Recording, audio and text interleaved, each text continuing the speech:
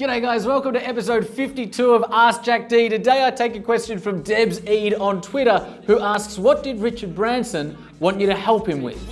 Line up the stars, fly away quickly and push the world forward like a tidal wave hit me. I ride the wave swiftly. G'day guys, welcome to episode 52 of Ask Jack D. Today we take a question from the floor on Twitter from Debs Eid, who's a good buddy of ours. Debs just came to our Sydney Unconvention.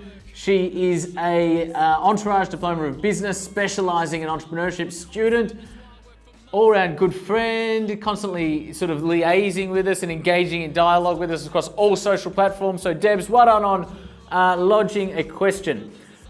Hashtag Ask Jack D. What did Richard Branson want you to help him with? Good question. Great question.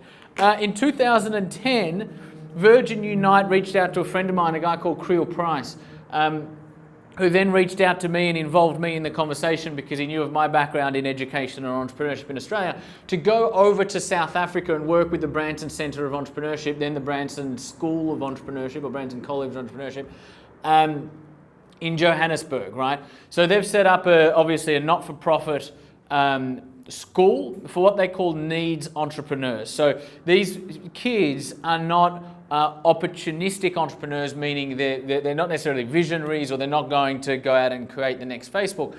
They're the people that need to learn how to sell fruit salad or they won't eat, and nor will their family. They're the people that need to understand how to buy a Nintendo and then hire it out on the side of the street for people to play video games for 15 minutes in order just to make a living, to provide for themselves and their families, right? So that was a really important thing that needed to be done. They needed us to develop the curriculum for them to educate these people. And that was an amazing experience. So Creel and I went over there for 10 days. We met with Richard, we met with the mentors.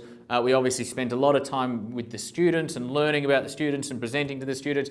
And it was an incredible learning experience because there's so many educational and even sort of cognitive things that we take for granted here in Australia that is a different ball game over there. So it requires a different level of understanding of the student. It requires a very different educational style, and it requires a lot of TLC in terms of enabling these people to grasp those concepts. So that was an incredibly rewarding experience, right?